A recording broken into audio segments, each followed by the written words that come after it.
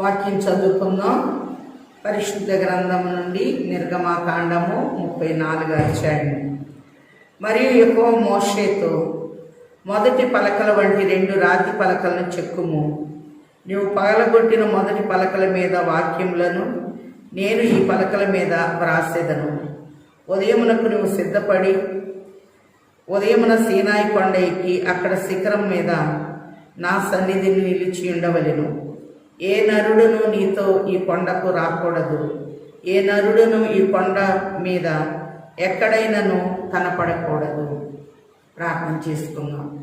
సమీపింపరాని తేజస్సులు అమరత్వంలో వసించుచు నిత్యము పరిశుద్ధుడు పరిశుద్ధుడు పరిశుద్ధుడని ప్రతిగానములు పొందుతున్న తండ్రి, నమస్కారములు. మీ ఏర్పాటును బట్టి, మీ అనాది సంకల్పమును బట్టి, మోషేకి మీరు ఇచ్చిన ఆహ్వానాన్ని బట్టి వందనములు. నాయన, మరలా మీరు ఆజ్ఞలు ఇవ్వటానికి ఇష్టపడ్డారు గనక మోషేని పలకలు సిద్ధం చేసుకొని రమ్మని ఆహ్వానించుచున్న తండ్రి, వందనములు. నా కాడి ఎత్తుకుని నా యొద్ద నేర్చుకొనుడి అన్నారు గనక మీ దగ్గర నేర్చుకోగలిగిన స్థితిని మాకు ఇచ్చి వేయమని ప్రధాన బోధకుడయ్యున్న యేసు నామంలో వేడుకొంచున్నాము తండ్రి, ఆమేన్. ప్రభునందు ప్రియమైన వారులారా, ప్రభు నామమున కృపా సమాధానములు తండ్రి మనందరికీ దయచేయును గాక, ఆమేన్. 33వ అధ్యాయంలో మరి నేను మీతో రాను, మీరు లోపడనొల్లని ప్రజలు అని ప్రభు కొంచెం కఠినంగా మాట్లాడితే మోషే ప్రాధేయపడినప్పుడు నా సన్నిధి మీకు తోడుగా వస్తుంది అని మోషే దేవుని మహిమను అడిగినప్పుడు దేవుని మంచితనాన్నంతటిని చూపిస్తూ ఒక బండ సందులో తన చేతితో దాచి వెనక పార్శ్వమున ఉన్న మహిమను చూపించినట్లుగా 33వ అధ్యాయంలో మనం చూచి ఉన్నాము. ఈ దినాన ప్రభు మోషేకి ఒక ఆహ్వానాన్ని ఇస్తూ ఉన్నారు. నీవు 2 పలకల్ని సిద్ధం చేసుకొని నా యొద్దకు రమ్ము. నా సన్నిధిలోనికి పలకలు తీసుకొని రా. వ్రాత దేవుడు రాస్తాడు. మొదటిగా నిర్గమాకాండం 20వ అధ్యాయంలో పలకల్ని దేవుడే తయారు చేశాడు. అగ్నితో తన వేలుతో రాశాడు. కానీ ఇక్కడ పని అనేది ఇస్తూ ఉన్నాడు. యోహాను సువార్త 2:5లో చూస్తున్నాం కదా, ఆయన మీతో చెప్పునది చేయుడి. ఆయన చెప్పినట్లు చేసినట్లుగా మోషేని చూస్తూ ఉన్నాం. నోవహును కూడా ఆదికాండం 7వ అధ్యాయంలో ఈ తరము వారిలో నిన్ను నీతిమంతునిగా చూస్తున్నాను అనే ప్రభు అన్నారు.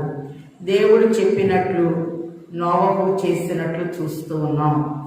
అబ్రహామును పిలిచి, నేను చూపించు దేశానికి వెళ్ళు, నీ బంధువుల యొద్ద నుండి, నీ తండ్రి ఇంటి నుండి, నీ ఉన్న దేశము నుండి నేను చూపించు దేశానికి వెళ్ళు అన్నప్పుడు దేవుని మాటకు లోబడి అబ్రహాము ప్రయాణం చేసినట్లుగా చూస్తూ ఉన్నాం.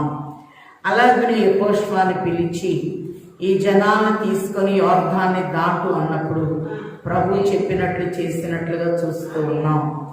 ఏలియాని దేవుడు పిలిచి ఏలియా 40 దినాలు ఉపవాసం చేసినప్పుడు దేవుడు ఏలియాని, నీవు వెళ్ళి హోరేబులో ఉండు, నేను నీతో మాట్లాడతాను అన్నప్పుడు దేవుడు చెప్పినట్లు ఏలియా చేసినట్లుగా మనం చూస్తూ ఉన్నాం. తర్వాత ఏలియాకి ఆరోహణ అంతస్తుని దేవుడిచ్చాడు. ఏలియా దుప్పటి తీసి ఎలీషా మీద వేసినప్పుడు 12వ అరక తను దున్నుతూ మరి దేవునికి నీవు కావాలి అన్నట్లుగా దుప్పటి వేస్తే, నా తల్లిదండ్రుల్ని ఒక్కసారి వారికి నమస్కరించి ముద్దు పెట్టుకొని వస్తాను అని వెళ్ళి, నువ్వు భూమి మీద దీర్ఘాయుష్మంతులు వదినట్లు నీ తల్లిని నీ తండ్రిని సన్మానించు అన్నట్లుగా ఎలీషా వచ్చి ఏలియాని వెంబడించినట్లు చూస్తూ ఉన్నాం. అలాగనే దేవుడు మోషేతో చెప్పాడు, నీవు 2 పలకలు చెక్కుకొని పనిస్తూ ఉన్నాడు. మొదటి పలకల్ని పగలగొట్టాడు గనక మోషేనే సిద్ధం చేసుకొని నా సన్నిధికి తీసుకొని రా అన్నప్పుడు మోషే ఆ రీతిగా సిద్ధపడి పలకలను దేవుని సన్నిధికి తీసుకెళ్ళినట్లుగా చూస్తూ ఉన్నాం. 4వ వచనంలో చూస్తే, కాబట్టి అతడు మొదటి పలకల వంటి 2 రాతి పలకలను చెక్కెను. మోషే తనకు యెహోవా ఆజ్ఞాపించినట్లు ఉదయమందు పెందలకడ లేచి ఆ 2 రాతి పలకలను చేత పట్టుకొని సీనాయి కొండ ఎక్కగా మేఘములో యెహోవా దిగి అక్కడ అతనితో పిలిచి యెహోవాను నామము ప్రకటించెను. ఇక్కడ మనం చూస్తే అన్ని నామముల కన్నా పై నామము యేసు నామము అని మనం చూస్తూ ఉన్నాం. కాబట్టి మేఘములో యెహోవా దిగి, కాబట్టి దిగి వచ్చిన దేవుడిగా చూస్తూ ఉన్నాం. అతనితో నిలిచి యెహోవాను నామమును ప్రకటించెను. అతని ఎదుట యెహోవా అతన్ని దాటి వెళ్ళుచు యెహోవా కనికరము, దయ, దీర్ఘశాంతము, విస్తారమైన కృపా సత్యములు గల దేవుడైన యెహోవా ఆయన 1000 మంది కృప చూపుచు. ఇక్కడ మనం చూస్తే ఆయన కనికరము కలిగిన దేవుడు. కొండ మీద ప్రసంగంలో కూడా ప్రభువు కనికరము గల వారు ధన్యులు, వారు దేవుని కుమారులు అనబడుదురని దీవించినట్టు చూస్తున్నాం. అలాగే కృపా సమృద్ధి కలిగిన దేవుడిగా మనం చూస్తూ ఉన్నాం. ఆయన 1000 దీర్ఘశాంతుడు, దయగలిగిన వాడు. ఆయన 1000 మంది కృప చూపుచు దోషమును, అపరాధమును, పాపమును క్షమించే దేవుడిగా ఉన్నట్లుగా చూస్తూ ఉన్నాం. అలాగనే 3-4 తరముల వరకు తండ్రుల దోషమును కుమారుల మీదికి, కుమారుల కుమారుల మీదికి రప్పించునని ప్రకటించెను. అందుకు మోషే త్వరపడి నేల వరకు తల వంచి నమస్కారం చేశాడు. అలాగే అబ్రహాము దగ్గరికి ప్రభు వచ్చినప్పుడు సింధూర వృక్షం దగ్గర ఆయన కూడా తల వంచి సాష్టాంగపడి నమస్కారం చేసినట్టు చూస్తూ ఉన్నాం. ఏలియాజరు రిబ్కాను తీసుకురావటానికి అబ్రహాం కుమారునికి ఒక సంబంధాన్ని తీసుకురమ్మన్నప్పుడు, మరి దేవుని దూత నీతో వస్తుంది అన్నప్పుడు ఆదికాండ 24:50లో దేవుడు నా కార్యము సఫలపరిచెను అని తల వంచి నమస్కారం చేసినట్టు చూస్తూ ఉన్నాం. అలాగనే దేవుడు చేసిన ఆశ్చర్య కార్యాలను బట్టి మనం ఆయన నమస్కారం చేయాలి. ప్రభు జన్మ చరిత్రలో 3 జ్ఞానులు వచ్చి ఆయనను పూజించి నమస్కరించడం చూస్తున్నాం. ప్రకటన గ్రంథం 24 అధ్యాయంలో 24 పెద్దలు కూడా తమ కిరీటాలు ప్రక్కన పెట్టి ప్రభువుని నమస్కరించి స్తుతించినట్లుగా చూస్తూ ఉన్నాం. ప్రతి మోకాలు ఆయన నామములో వంగవలెను అని ఫిలిప్పీ 2లో ప్రభు తెలియచేస్తూ ఉన్నారు. అలాగే ఇక్కడ మనం చూస్తే, ప్రభువా నా మీద నీ కటాక్షము కలిగిన ఎడల నా మనవి ఆలకించుము, దయచేసి నా ప్రభువా మా మధ్య నుండి మాతో కూడా రావలెను. వీరు లోబడనొల్లని ప్రజలు, మా దోషమును పాపమును క్షమించి మమ్మను నీ సామర్థ్యము నీ స్వాస్థ్యముగా చేసుకొనుమన్ను. అందుకు ఆయన, ఇదిగో నేను ఒక నిబంధన చేయుచున్నాను, భూమి మీద ఎక్కడనైనా ఏ జనుల్లోనైనా చేయబడని అద్భుతములు నీ ప్రజల ఎదుట చేసేదను. నీవు ఏ ప్రజల నడుమనున్నావో ఆ ప్రజలందరూ యెహోవా కార్యము చూచెదరు. నేను నీ ఎడల చేయబోవున్నది భయంకరమైనది. ప్రభు అంటున్నారు, ఎన్నో అద్భుతాలు. ఐగుప్తులో నుండి దేవుడు 10 అద్భుతాలు చేసి ఇశ్రాయేలును విడిపించారు. సముద్రాన్ని పాయలు చేసి నడిపించారు. అలాగనే సీను అరణ్యంలో ప్రయాణం చేసినప్పుడు మరి వీరు మధురమైన జలముగా మారా జలాన్ని దేవుడు మార్చాడు. అరణ్యముల ఆహారం ఇచ్చి పోషించాడు.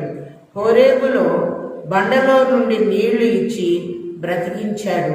అలాగనే మోషే చేతులెత్తినప్పుడు జయం కలిగింది. అన్ని విజయాలతో దేవుడు వీరిని నడిపిస్తూ ఉన్నా వీరు లోపడకుండా సణుగుతూ గొణుగుతూ ఉంటే సీనాయి కొండ దగ్గరికి తీసుకొచ్చి వారిని పరిశుద్ధపరిచి మరి గద్దరెక్కల మీద మోసుకొచ్చినట్లు నేను మిమ్మల్ని మోసుకొచ్చాను, మీరు నాకు స్వకీయ సంపాద్యము, ఎవరు ఈ కొండ ముట్టకూడదని కొండంతటిని కాల్చి ఆయన ఆజ్ఞల్ని చట్టాలని ఇచ్చివేస్తే, ఓ ఇశ్రాయేలు, ఐగుప్తులో నుండి మమ్మల్ని తీసుకొచ్చింది ఇదే అని వారు ఒక దూడను చేసుకొని ఇష్టానుసారముగా ప్రవర్తించినప్పుడు దేవుని కోపము మండినట్లుగా మనం చూస్తూ ఉన్నాం. ఎన్నో అద్భుతాలు మీ కొరకు నేను చేస్తున్నాను. వాగ్దాన దేశానికి మిమ్మల్ని నడిపించడానికి హిత్తీలు, ఇల్వీలు, పెరిజీలు, మరి కనానీలు, యెబూసీలు నేను వెళ్ళగొట్టి మరి మిమ్మలను అక్కడికి చేరుస్తానని ఒక నిబంధన చేస్తూ ప్రభు అంటున్నారు.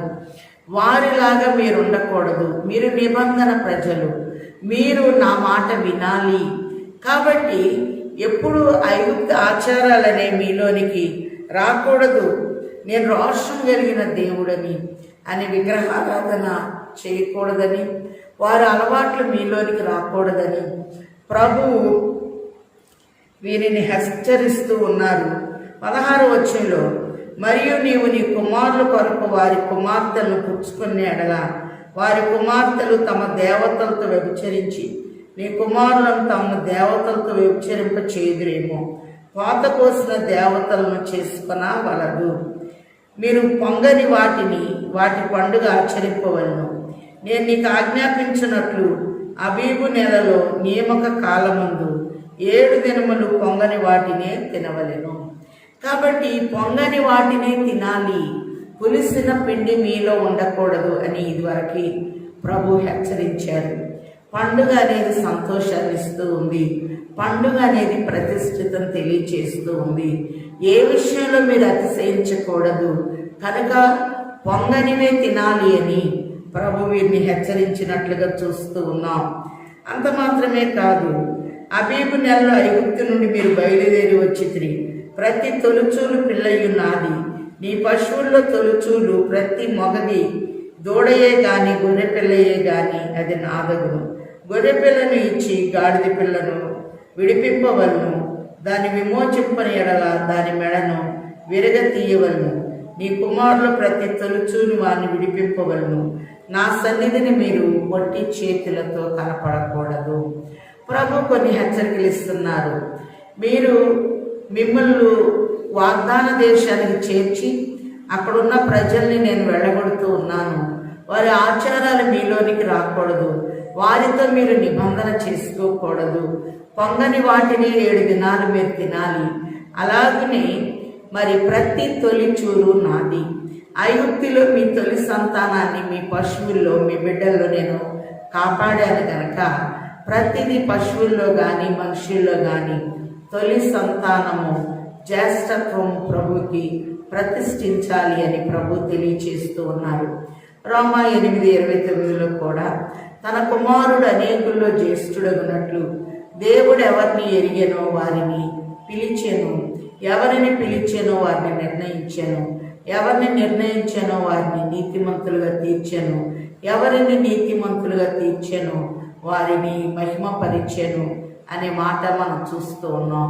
శ్రేష్ఠులు జ్యేష్ఠుల్ని శ్రేష్ఠులుగా చేస్తూ ఉన్నారు ప్రభు.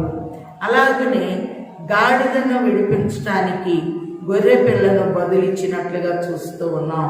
గొర్రె పిల్ల దేవునికి సాదృశ్యము, గాడిద మానవ జాతికి సాదృశ్యము.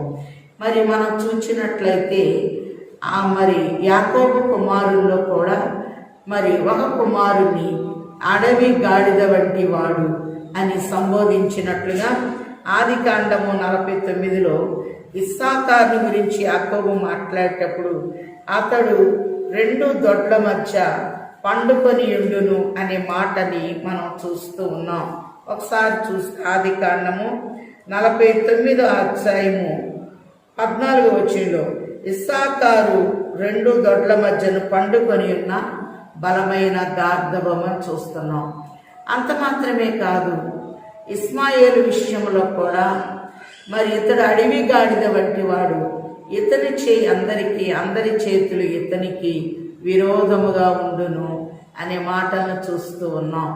సంఖ్యాకాండములో కూడా మరి 24వ అధ్యాయంలో మనం చూస్తే గాడిద మానవ స్వరముతో బిలాముతో మాట్లాడినట్లు, గాడిద మరి దర్శనం చూచినట్లు నన్ను ఎందుకు కొట్టావని బిలామును అడిగినట్లుగా మనం చూస్తూ ఉన్నాం.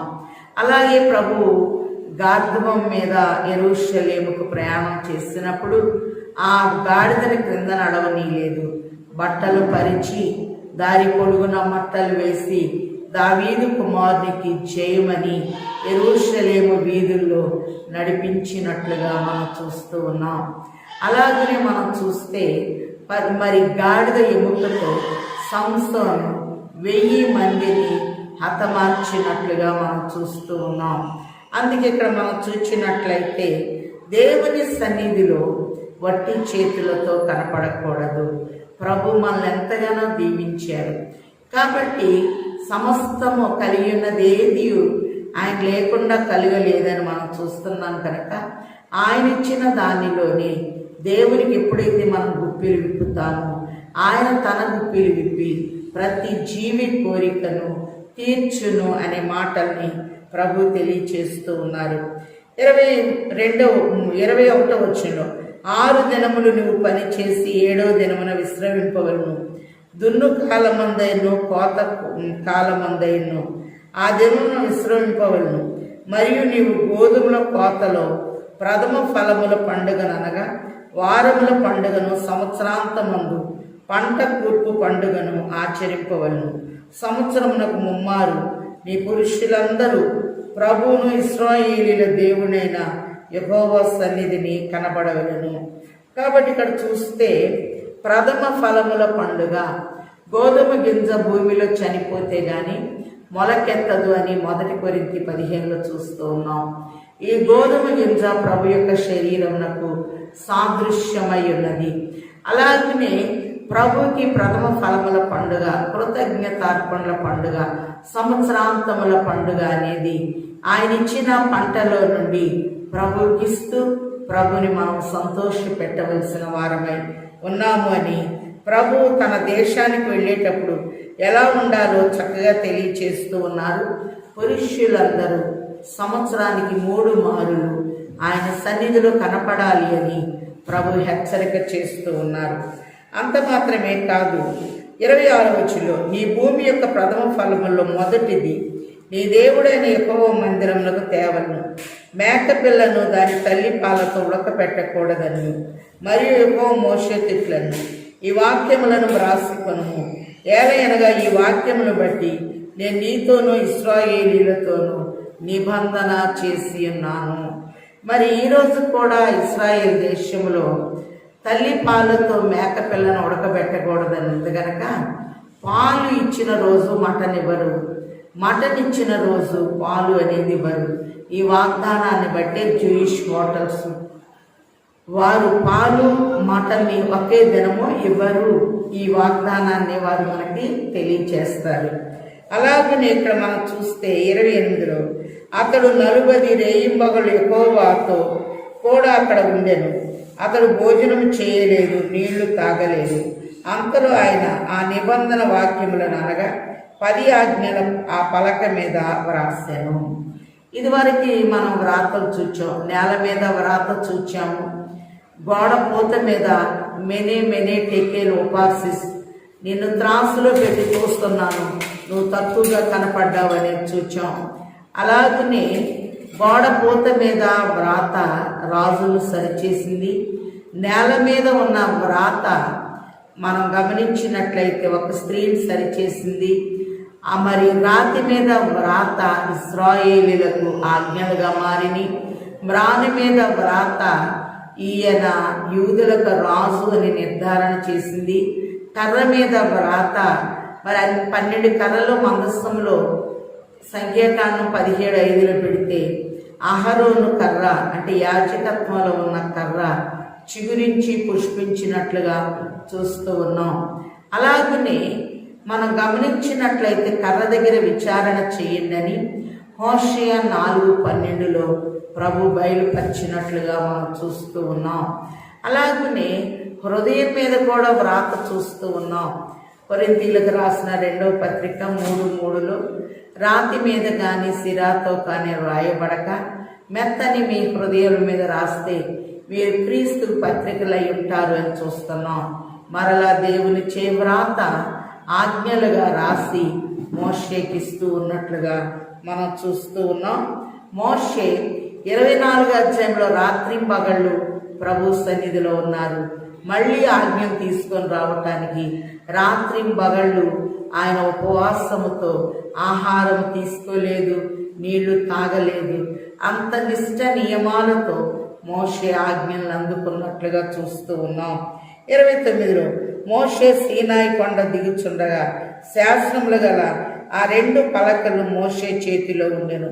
అతడు కొండ దిగుచుండగా ఆయన అతనితో మాట్లాడుచున్నప్పుడు మోషే ముఖ చర్మము ప్రకాశించిన సంగతి మోషేకి తెలిసి ఉండలేదు. కాబట్టి మనం చూస్తే దేవుని వాక్యము ఎవరిలో ఉంటుందో వారి ముఖము ప్రకాశిస్తూ ఉంటుంది. సామెతలు ప్రసంగి 8లో చూస్తే జ్ఞానులకు సములైన వారు ఎవరు అని మాట చూస్తూ, మన యెహోవా యందు భయభక్తులు కలిగి ఉన్నప్పుడు మన ముఖం ప్రకాశిస్తూ ఉంటుంది.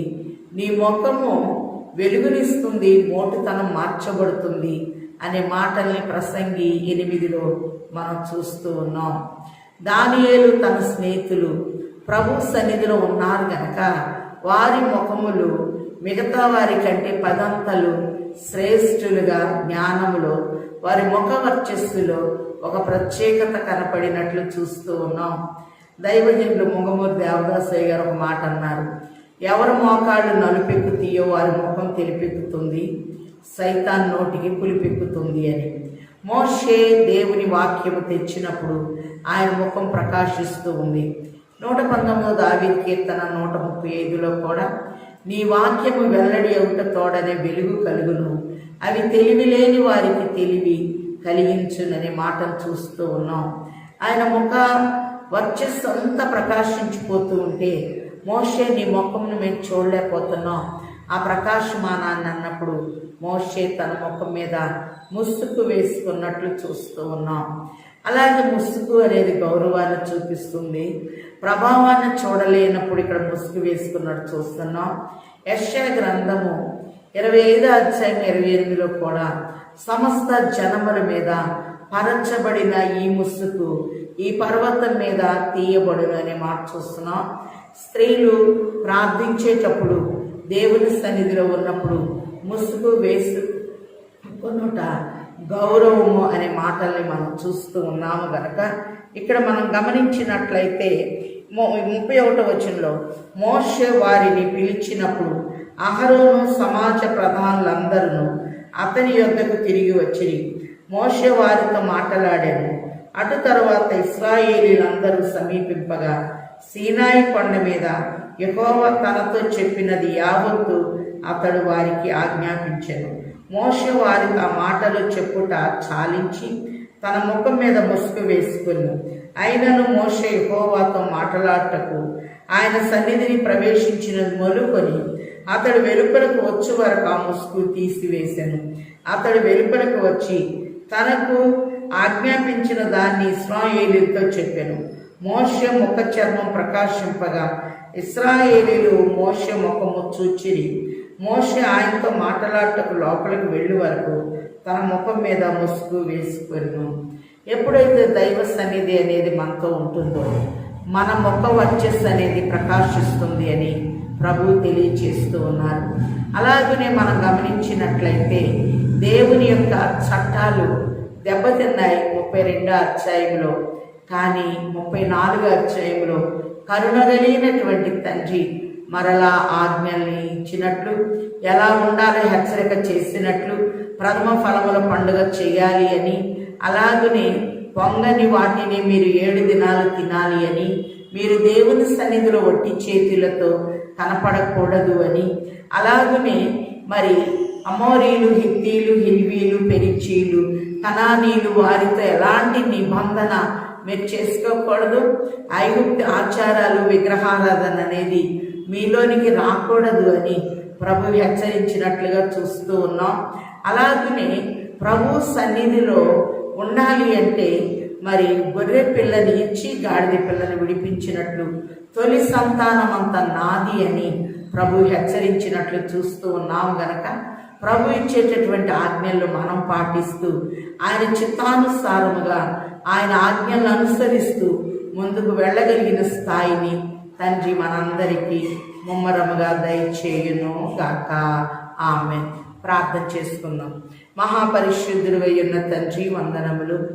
మాటి మాటికి ఎదురు తిరుగుతున్న లోబడని ప్రజలైన నాయన ఇశ్రాయేలుని సరిదిద్దుతూ మరలా ప్రేమ కలిగిన నీవు నాయన మోషేని పలకలు సిద్ధం చేయమని, మోషే పలకలు సిద్ధం చేసుకొని నీ సన్నిధిలోనికి వచ్చినప్పుడు ప్రేమ కలిగిన నీవు మరలా నీ వ్రేలుతో నాయన ఆజ్ఞల్ని ఇచ్చి సరిదిద్దిన తండ్రి, వందనములు. బానిసలుగా ఉన్న వారిని బాలులుగా చేయటకు ఆజ్ఞలని, నీ చట్టాలని ఇచ్చి వారిని గౌరవించుచున్న తండ్రి, ఏ రీతిగా నీ దేశంలో మేము నడుచుకొనవలెనో నాయన చక్కటి ఆజ్ఞల ద్వారా, సిద్ధాంతముల ద్వారా నీ యొక్క ప్రమాణములు చూపుచ్చు సరిదిద్దుతున్న తండ్రి, వందించుచున్నాము. అలాగే నాయన మాటి మాటికి తప్పిపోవచ్చున్న మమ్మల్ని కూడా దృష్టించి నీ చిత్తానుసారముగా నడిపించమని బ్రతిమిలాడుచున్నాము రాజా, వందనములు. అడుగు వాటికంటే, ఊహించు వాటికంటే అత్యధికమైన మీ నెరవేర్పుల్ని మాకు ఇచ్చివేయండి తండ్రి, వందనములు. మీరెంత శక్తిమంతులు, అంత శక్తి, ఎంత ప్రభావం కలిగిన వారు అంత ప్రభావం మాకు ఇవ్వండి. నీ ఆశీర్వాద హస్తం ఉంచండి.